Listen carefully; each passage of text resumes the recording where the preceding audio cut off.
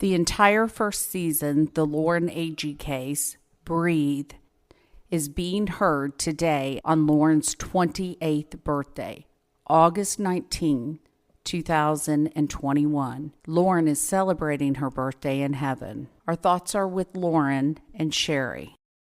I know Aaron personally, and I know that he's a vicious, lying sucker.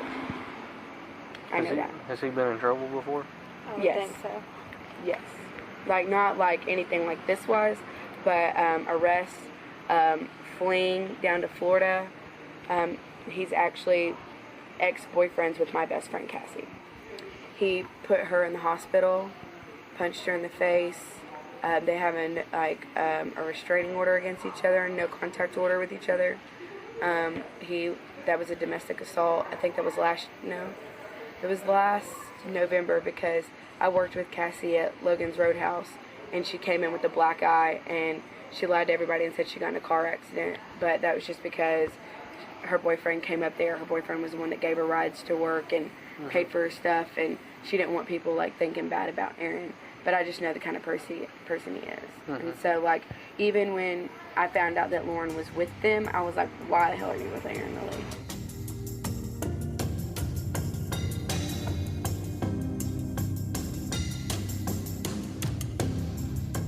Aaron Lilly is about 6 foot tall, white male. He is a surfer, country, man bun wearing guy. Just your average looking guy. He seems to be a risk taker, and it is shown over and over on his Instagram account, which is public. His profile picture on the Instagram account is quite interesting. It is him mooning everyone. Aaron Lilly was one of the campers on top of the cliff with Lauren that weekend.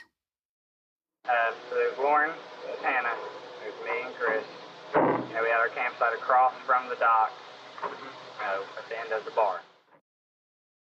This recording is done by Jeremy Taylor, the police officer from DeKalb County, speaking with Aaron Lilly a few days after Lauren's death. Not months, not weeks, but days. Listen to what they're saying and the conclusions they're coming up with. I believe the interview was done at the marina where Aaron Lilly worked. The audio is hard to hear. It's definitely not audio that Aaron was speaking into. It was audio that the police officer obviously had in his hand. We all went to Wake Fest that day, come back, gone out to the bar, drinking. Lauren's ex-boyfriend was there. I don't know his name. I just met him that time. I didn't really meet him. I just know he was there. We all drank, had a good old time. Eventually, we ended up making our way all back to the campsite. It was, I guess, much later on, further than I thought. Stuff I did remember later on the night was I remember going back to camp, actually. I remember coming back, walking down the dock, because I left the bar and I walked up to my truck. And when I came back down to the truck and I went to the end of the bar, at the end of the dock, Chris was asleep on a houseboat we had our boat parked across from. You saw the Malibu. You saw where it was parked, that houseboat directly across. And he was, I charged my phone there. He was sleeping on the front porch right there with them. And I was walking past him. He's like, hey, your friend's right here asleep. He's looking for you. He didn't want to get back without you. And I was like, oh, I was looking for him. So I sat right there, and I didn't sit there too long before Hannah and Lauren both walked up.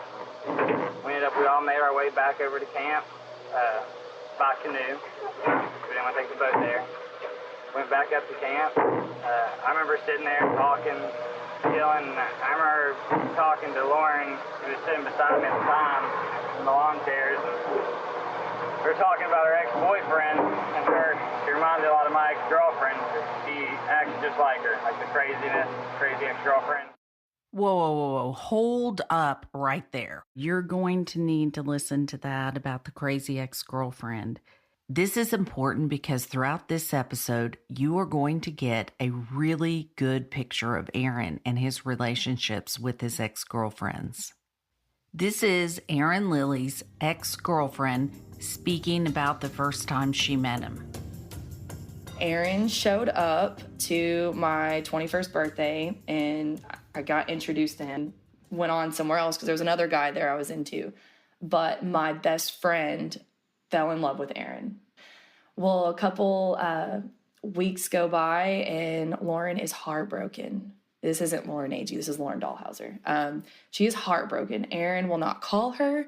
He will not respond to her. She does not understand why. She gave him everything he wanted, and he will not call. So that was my first encounter with Aaron. Well, it just so happened when Lauren was complaining to me on the phone about Aaron, I had another girl at my house named 𝐇𝐎𝐿.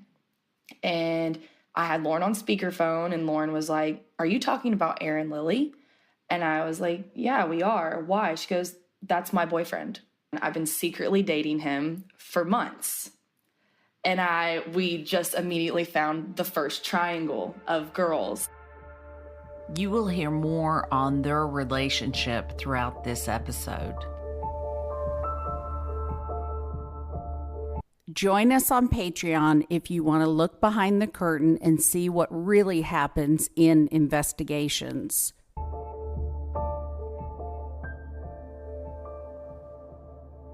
Not that we were looking for her, but if she would have been there, he would have seen her there, you know? Like there was him and his brother Jared. And, we jumped off the cliff that morning, and when we jumped off, I swam Jared and Jacob could have swam across. We swam back across the dock where Hannah had been on the canoe from the back. And she even said to me, she was like, "Aaron, when I got on the canoe, I looked at you, This is after everything, obviously. She was like, I glanced around, And we all went back to the dock, and we weren't going to abandon her. I would never abandon someone. I'm sure the name Samantha might have came up at some point. She stayed with us the night before. You heard from Samantha Arnold at the beginning of this episode. Samantha was an acquaintance of Hannah and Lauren. Samantha knew Aaron, and she had an opinion of Aaron. She got abandoned there at Wakefest, and that's why she stayed with us at camp, was because her ride left her at Wakefest, so she stayed with us. And the next morning, we took her back to the dock, and we didn't leave until we knew for sure that she was going somewhere, so I was going to bring her with us another day at Wakefest. I didn't care what I cared to have another girl on the boat. There's so many things in this interview that says volumes. He talks about another girl staying up on the cliff with them, making sure she's safe and making sure she was okay. But what's interesting about that is, where was he making Lauren safe? Why wasn't he looking for her, making sure she was safe? There's just so many inconsistencies as a human being in that. And he says we don't abandon people. What does that mean? Lauren was alone and abandoned in the cove. Where was Aaron Lilly?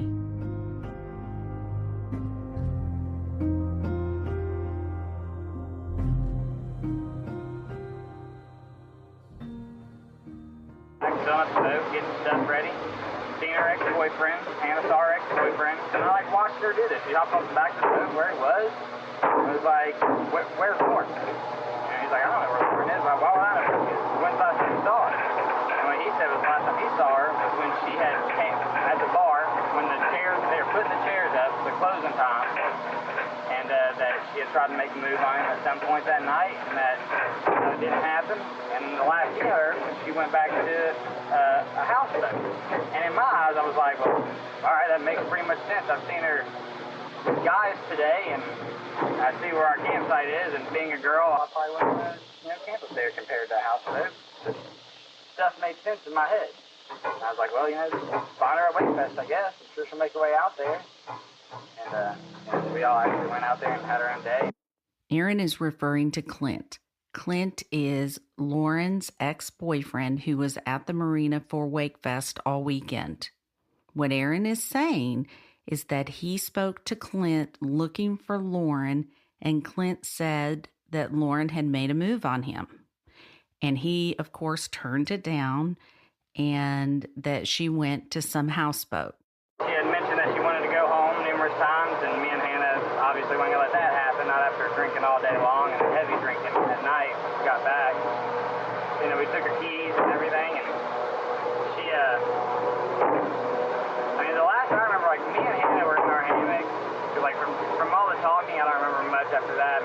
hung out. When's the last time, what was she doing the last time you seen her? Sleeping in a hammock. You actually physically seen her, though? I mean, yeah, we were all up there. Like I said, dude, there's no way. I trust those hammocks with my life. There's no way you're rolling out of a hammock. And I was talking. What I'm saying is, you don't think she would have got up out of the hammock? After I went to sleep? No, before you went in there. Oh, no, I would have seen her get up if that was the case. According to Aaron, the last time he saw Lauren was in the hammock, and her feet were facing the marina. He doesn't describe who she was with, which hammock she was in, just that she was in a hammock. But like I said, when I went to sleep, dude, and I hate it, dude, because, I've been reading all this crap. I watched the news and stuff. I can't handcuff her and put her to me. She's 21 years old. That would look really bad. Yeah. It's like, I can't ball and chain her.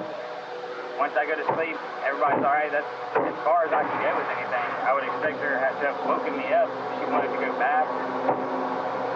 And if she would have fallen, she would have had it off the side where her hammock is. Dude, I jumped off it 1,000 times the other day. Like, if she would have fallen off that, yeah, you would have had a horrible back buster and a hell of a headache, but there ain't no way that you're bouncing down or anything like that.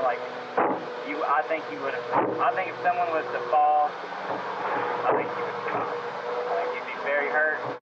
I find it very interesting that Aaron goes on and on about Lauren possibly falling off the cliff and denying that she did.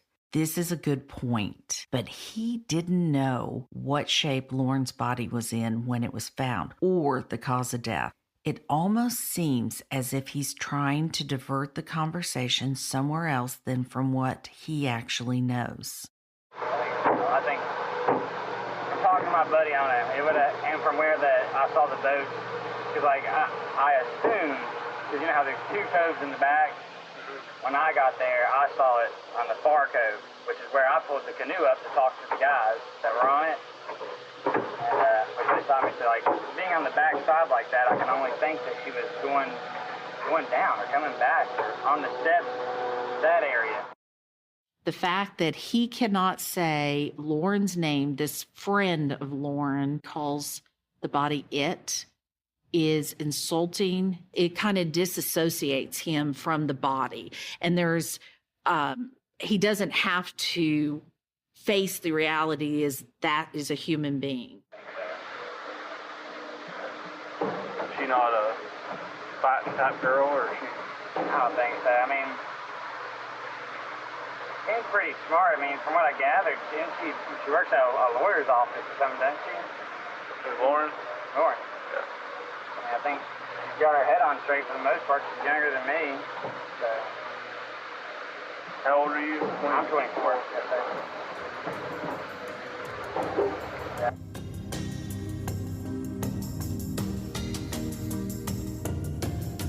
Was Chris still awake? But when we went to sleep? Yeah, right. Chris was drunk. Chris was asleep on the houseboat before we could even get him to our canoe, even start to get him up the mountain to get up there and go to sleep. You don't think that them two done anything? I don't think so. Like I said, Lauren was very friendly, but when she was sitting there crying about her boyfriend, or her ex-boyfriend, she had said, I guess I'm going to tell my boyfriend about this. So I'm like, your boyfriend? Back in Hendersonville? She's like, yeah, you have a boyfriend back in Hendersonville? And she's like, well, yeah, I'll tell him about all this. He knows who I am. And I'm just like, oh my gosh, this girl is crazy. I am sure you caught that Aaron Lilly was painting a picture to Jeremy Taylor that Lauren was very friendly with the opposite sex. We had another girl on the boat with us that day that had him pretty wrapped up, I'd say. She was much more friendlier towards him. You be willing to take a polygraph? Yeah. Everything? Yeah. And we usually ask people, you don't know me, I don't know you. Yeah. We get statements from people. I'm not saying you're lying by no means. I don't want you to take that the wrong way. Don't take it the wrong way. They've called our phone, our office phones. They've called the sheriff. They've texted all kinds of the news media. And not one person from the sheriff's department has spoke a word to them. Not even a word. Not hello to them. And on the news media it says the Sheriff's Department says. The Sheriff's Department says. And I'm thinking, what Sheriff's Department person are you talking to? So Jeremy Taylor, the Sheriff's Office, and Aaron Lilly all have something in common. They don't like the news media, and especially Fox 17 Nashville, because Fox 17 Nashville's been asking questions. And in this case, law enforcement's not going to work with the local media to get witnesses to come forward or the public to know about this case. Now, generally, law enforcement does work with the local media in order to have witnesses come forward. I find it so interesting that Jeremy Taylor is having this casual conversation with a witness talking about how he doesn't like the way the media is portraying the case. Isn't that telling? The teacher would give you a note, you take that note, you read it real quick, and you crumble it up, you gotta tell it to this person. By the time it gets all the way around to 12 people, it's none of it is the story that you just read on that paper. Mm-hmm. It's just unbelievable, man. Oh, we know. We know all about it. But even if you would have hooked the ball and chain to her and handcuffed her to you, she might have survived this weekend. She might have got killed on the way home. If it's your time, it's over. You can't stop it, no matter what it is. Everybody will die at some point. Everybody's going to die. It's just a matter of death that you die. You can't control. The phone call you're about to hear is between Sherry Smith and Cassie Franks. Cassie Franks was, at the time, Aaron's secret girlfriend. Cassie Franks knew Lauren, Hannah, Aaron. She knew them all. I mean, just all kinds of people that know me. Because, I'm kind of I know a lot of different groups all over Hendersonville, and everyone knew, mine and Aaron's relationship because we were together for 4 years. But, I mean, me and him broke up because of domestic violence. I mean, he hit you. We went to jail. Yeah, I mean, he hit me. And, I mean, he beat the crap out of me, but I didn't call the police. And then one day, he did it at my house early in the morning, and my neighbors called, and both of the police came, and we both went to jail. Cassie, I'm so sorry. We would do the push fights, push yelling fights, but the first sign of really physical violence was the first time he hit me with the car. I mean, he's an alcoholic. He does things when he's drunk that he doesn't even, he's a horrible alcoholic, and he just doesn't remember what he does. And, I mean, that's no excuse at all, but, that's why, I mean, I don't think he would ever, physically hurt someone like that. I don't know. I just don't see him. I feel like if he was going to be, violent towards anybody, it would have been towards Hannah. Yeah, well, unfortunately, my daughter's the one that's dead. I know. From blunt force trauma. And I was so angry. I'm still angry. I don't care if my worst enemy is missing. I'm going to find them. Well, and Hannah didn't. She didn't look for her at all. They didn't go look for her. What was that, ma'am? Yeah, she didn't look for her at all. None of them did. I know she didn't, and I said that. I literally said that. All right, say it again. Cassie Franks. And what is your relationship to this case? I am Aaron Lilly's ex-girlfriend. How long did you and Aaron date? About 3 years. Between November of 2012 all the way up to the beginning of 2015. We met because of another guy I was dating. It was my 21st birthday. The guy I was dating got a DUI, and Aaron was the passenger. So Aaron got all of the guy's stuff that I was dating, the wallet, everything. He took it all when Cody went to jail. So I was essentially, the girl he was dating was okay, well, I'll be the middleman for the family. I kind of know Aaron. I have his number. I'll help his family. I'll get all the stuff back. So I ended up, being the middleman there, and Aaron kind of got into our friendship circle a little bit more. And so he was around a lot. Well, then Cody and I broke up, and it was the end of that. Anything that had to do with Aaron and me started around November 21st. And it just started out as a friendship. And I was like, well, you're not that bad of a guy, I guess. It's just the way things happened. So him and I start dating, but we date secretly. His name is Tyrone in my phone, so no one knows who he is. And we would be in the same group of friends at a bar, and he'd be on the other end of the table, and we'd text to talk. And then when it was time for him to leave, he would leave and wait by my car until it was time for me to come with him, and he would come and get in the car, and we'd leave, essentially. Originally, I was told Cassie Frank's name. I heard Sherry's recording with Cassie, and I wanted to reach out to her. I tried very hard to get Cassie to talk to me, and for a long time, she would not. Finally, Cassie and I met, and from there, I have met her several times. When I first sat down with Cassie, I wanted to know if the stories about Aaron were true. The very first story that Cassie told me about was a motorcycle accident. Well, when he wrecked the motorcycle the first time, they were drunk, drinking margaritas. Aaron had been driving the motorcycle. He had a passenger on the back, Patrick, and Aaron popped a wheelie. Well, Aaron's known for when you're on a bridge, he pops a wheelie. Patrick grabbed Aaron by the helmet, pulled, and they both fell off. And the bike punctured Aaron, and Patrick got thrown, and he got hurt. His whole body was road rash. Patrick goes on to a hospital. Aaron calls Cassie. Cassie goes over and helps Aaron hide the bike, and then finally got him to the hospital. They didn't tell anybody that it happened. What was our saving grace is earlier that day, Aaron and I were in Gatlinburg, Tennessee, and it was all over social media. So no one knew we were back in town but the people that were involved. And the story that was going around was the bike was stolen. Aaron told Patrick, I'll pay for all your hospital bills if you just take the fall. I'll say you were allowed to ride my bike. I always left the keys in it, that you just wrecked it and got scared and left. Patrick didn't want to go take the fall. He was down for it at first, and then he changed his mind. Aaron got caught. He was going to jail for 2 years. So, Because of why? reckless driving, not having a license. I think just like his rap sheet, Judge Hunter said, if I ever see you again, you're getting 2 1129s. And what got Aaron off is the cops never took a picture of his motorcycle. So they said it was a Kawasaki, and Aaron said, yeah, it was a dirt bike. Well, you don't have to have a driver's license to have a dirt bike. So he got off because it was Judge Hunter again. He goes, well, Judge Hunter, I'm moving to Florida.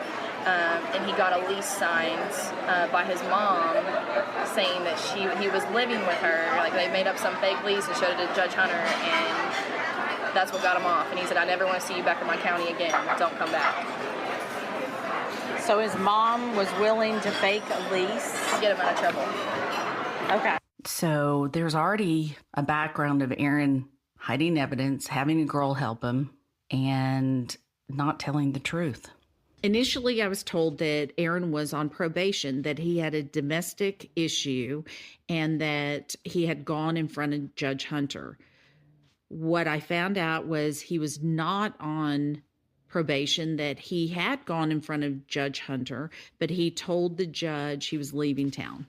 Aaron and Cassie had a very toxic and physical relationship, to say the least, which she talks about here. It exploded twice. The first time it exploded was my stepdad's 60th birthday party. I broke up with Aaron that day, and because I was just tired of it, I couldn't take another moment, and I told him, do not show up at my stepdad's birthday party, because he lived with me at this point, and I was like, do not show up. He showed up, which I ignored him while he was there, and he drank. So I was like, what is your deal? Like, I told you I didn't want you there. I'm tired of this. Like, do you want to be with me? Do you want to fix things? Like, what is, I can't deal with the way you live anymore. I want a relationship. I'm tired of taking care of you. And it's like, he wouldn't talk about it. I'm like, no, Aaron, we're talking about this. You're not running away from this conversation. And when I told him, I wouldn't let him run away from the conversation, he got on top of me and started just beating the crap out of me. And so I fought that, and it turned into a huge fiasco where my parents were involved, and my parents saw the whole thing. And I ended up I bit Aaron because he was on top of me and I couldn't get him off, and he was on my hands. Aaron woke up the next morning and saw my face and thought it was makeup. He goes, your makeup's all over your face. And I looked at him like he was an idiot, obviously. And he's like, did I do that to you? And I said, yes, you did this. And he was like, I am so sorry. Like, he immediately was just like apologetic. I'm so sorry. I can't believe I did that. Is that why my hand hurts? And then I was like, well, yeah, probably. And I said, and also because you broke my phone against the wall, you shattered my phone, and you put that hole that's in the wall. The whole next week, he acted like, he was the best boyfriend in the world. So, when people would ask questions, Aaron had a broken hand on his dominant hand, and they would be like, did he do that to you? And Aaron would be like, no, why would I hit her? A box fell on her face. Her parents just moved. And he wouldn't even let me talk. It was always a different story up until the bruises went away.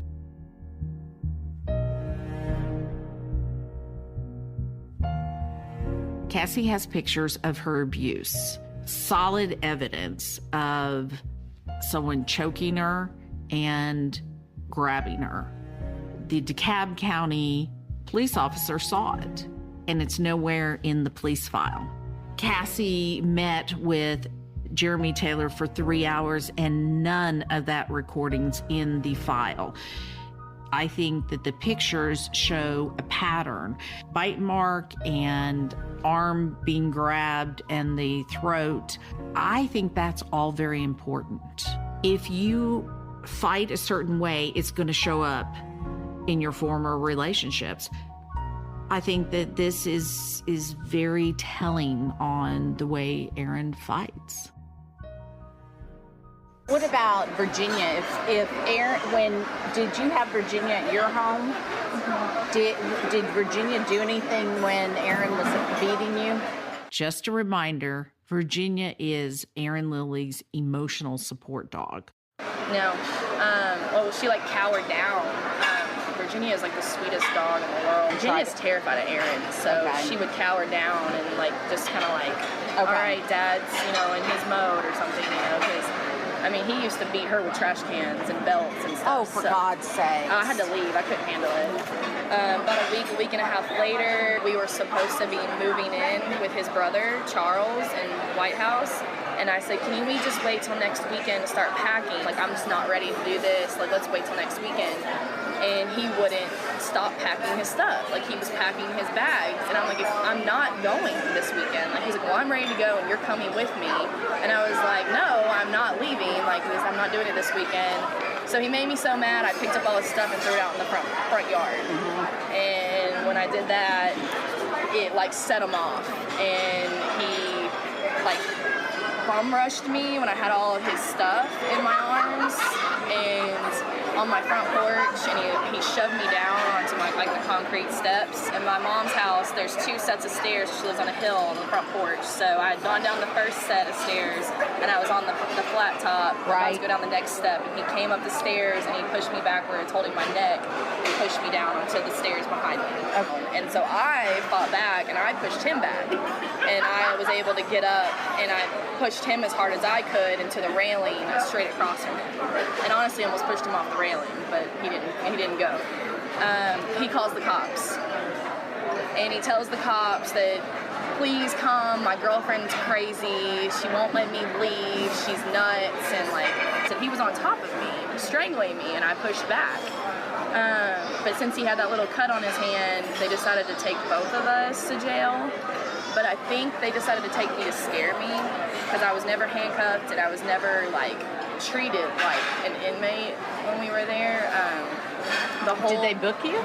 They did, but they took my picture and my fingerprints, but then it came back when they showed me my paper when they were releasing me that I was released for civil to keep the peace. And the whole time I was there, they showed me his rap sheet, why are you with him? The next time we're called, you could be dead.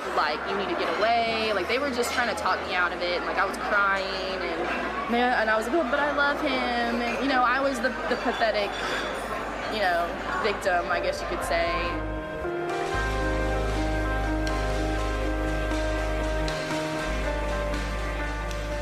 The fact that Cassie came forward and told her relationship, what happened to her, is extremely brave.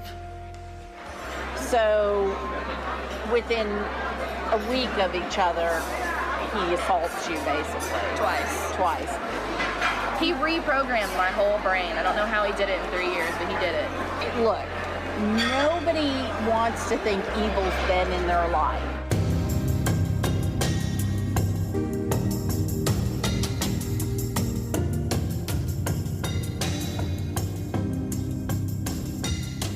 Lauren's family gives their full permission for any and all details to be shared in hope that the truth will come out.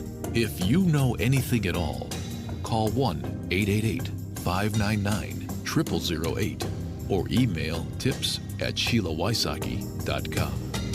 Join us on Patreon if you want to look behind the curtain and see what really happens in investigations. Next on part 2 of episode 3, Without Warning. So timeline-wise, it was January that y'all had your big fight, and the judge said, okay, you guys have to separate, right? Mm-hmm. And then you all secretly stayed in touch, correct? But he was dating other people at that time. Yes, without me knowing. And then in July, the big reveal of Hannah. Yes. Friday morning and said, well, will I see you at Wake Fest? And he was like, yeah, I'll be there. And I was like, I'm assuming the normal spot. And he was like, yeah, I'll see you there. And I texted him throughout the rest of the day. When I got to Wake Fest, he was already there. The campsite was already built. Texted him, and he got it. So they can't say that there wasn't service because he got it. And then he was like, yeah, I'll see you later, at the bar. And that's when I saw him, and he walked in with Hannah.